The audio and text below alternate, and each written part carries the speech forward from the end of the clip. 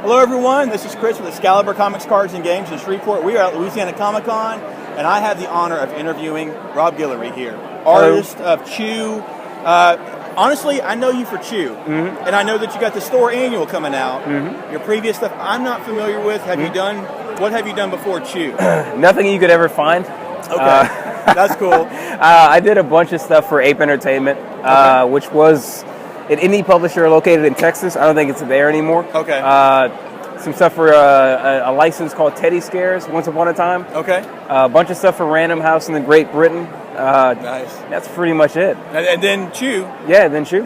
With John Layman, and you guys are, well, you're about to wrap up the series here in next year or so? It'll be probably October of next year, I think. Okay. Yeah. If you're not familiar with Chew, it is a fantastic book that you should be reading, taking a totally different look at the whole culinary lifestyle and food and what you can do with it. I love the whole idea of a cibopath and all that stuff, dude. It's fantastic. And your art has really brought the story to life. I mean, that's undoubted. There's no doubt about it, man, really. And I'm not trying to be a fanboy gushing, but really, it fits so well, and it's fantastic. It's just awesome. No, thanks. It's No, I mean, I tried early on to, make my art really be synonymous with the book. Yes. And it seems to have worked. Yeah.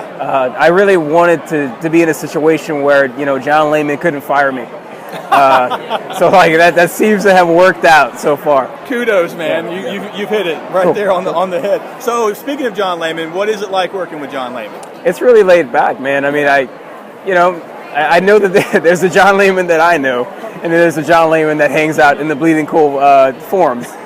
And they're not exactly the same person. At all, are they? No, John's a really good guy, man. Yeah. I mean, we've been working together for, I guess, 6 years now. Okay. Which is bizarre that it's been that long. Actually, probably closer to 7 years. Yeah. And he's really cool, man. I mean, he was the first writer I've worked with that wanted just me to do what I do and didn't want me to kind of play a role or try to draw more like somebody else. Right. He was from the very beginning, very interested in letting me have my own voice in it. Very cool. Even though it was, his story in the beginning. Yeah. So, yeah, he's great. I guess that comes from his editorial background and maybe his previous experience, but that's letting you do what you do. It's been awesome. Yeah. Oh, thanks. That's really cool. Kudos to John. Yeah. He and I have had some political and religious discussions before on Facebook, and it's all good. Like I said, there's reasons I'm not on Facebook, exactly. And that's one of them.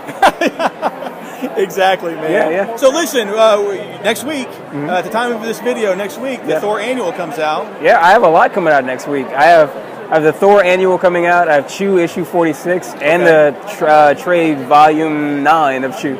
Okay. So yeah, all of it hits the same day. So it's a Rob Guillory week right there. Yeah, man, definitely. Yeah. So what was it like working with CM Punk on this Thor story? It was really cool. He's just a really cool guy, man. I mean, he kind of, to his credit as a guy who's never written a comic before, he, much like John, let me be me. Okay. I mean, his scripts were great. Yeah. I mean, they were different from Layman's in that they were written in the Marvel method, which Marvel method tends to be more, at least his was very dialogue-centric. Okay. So, like, I had complete dialogue from the beginning with scene descriptions. Okay. But at the same time, I got to pace it however I wanted, which actually worked out really well because this was a comedy-centric thing, where it was like primarily physical humor and that kind of thing. Okay. Like he would have a description of like, okay, on this page, Mephisto's here monologuing, and Loki walks out and slams the door in his face. Okay. And sell that.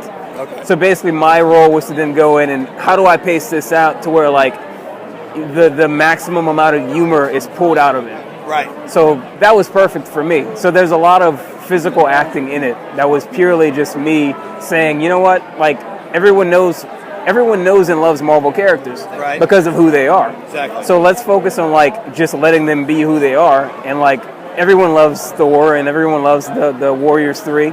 Exactly. So I mean, it was perfect, man. Exactly. Yeah. That's cool. Yeah. I like the theme here. Let Rob be Rob. Yeah, man. Future writers, editors, let Rob be Rob. Yeah, I mean, I was pleasantly surprised, and I mean, I've said it in all the interviews we've been doing for the Thor annual. Yeah. Like, I've been completely surprised at how pleasant the experience was. I mean, I've done a little bit of Marvel work, but this was my first like intensive interiors, storytelling stuff. Okay. And they were, I'm not a Marvel guy. I'm not a house style guy. Right.